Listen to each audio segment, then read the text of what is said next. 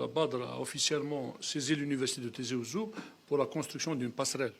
On peut dire ça, construire une passerelle, c'est juste. Donc, pour mettre en place une passerelle. C'est quoi la passerelle?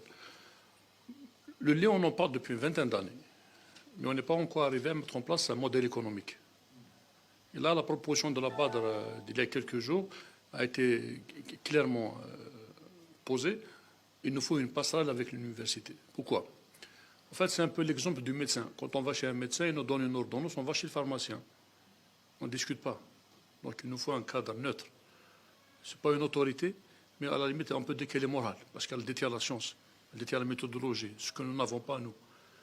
Et si chacun de son côté voulait un peu faire un business model ou un modèle économique, il sera limité uniquement à sa fonction, à son métier, à ce qu'il sait faire.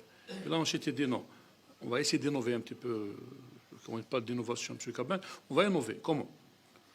On a saisi l'université qui nous a répondu favorablement. L'université est prête à nous accompagner dans ce défi.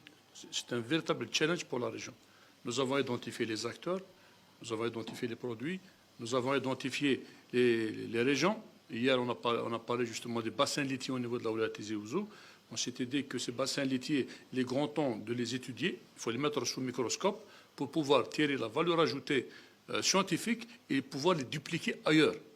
Parce que Tizi Ouzou ne se limite pas uniquement à Freha, à Ghrib, Tegzir. On a encore d'autres régions qu'il faut développer, notamment de l'Almizan, notamment Mekla, notamment.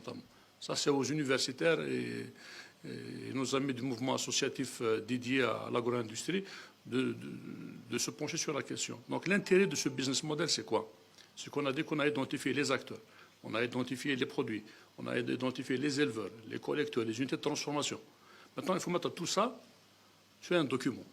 Ce qu'on propose, on l'appelle business model, modèle économique de la région, plan de développement, plan stratégique, peu importe. L'essentiel, c'est que nous avons la méthodologie. Ce que M. Cabin vient de vous présenter, c'est une démarche méthodologique sur 3 axes.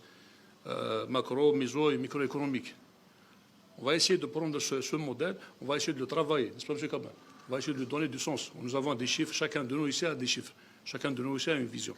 On va essayer de prendre toutes ces problématiques-là, de sorte à avoir un entonnoir et produire un document. Ce document-là, ça va être notre feuille de route, Inch'Allah, pour les années à venir. Un simple exemple, on met en place un petit tableau. Regarde, voilà, en 2022, nous avons les données suivantes. Si on se fixe tous un objectif de 10% de croissance, on fera comme ça se passe ailleurs. Hein. On n'a rien inventé. On va juste essayer de prendre un modèle qui puisse être le nôtre. Ce n'est pas seulement celui de la banque, celui de la Chambre, celui de la DSA. C'est notre modèle, c'est notre vision ensemble. C'est une vision intégrée d'institutions, une synergie institutionnelle que nous proposons. Et à l'intérieur, il va y avoir pratiquement toutes les associations, tout ce qui veulent adhérer. Parce qu'on considère que si on veut réussir une stratégie, il faudrait que nous nous mettions ensemble et en même temps. Voilà. Merci beaucoup, M.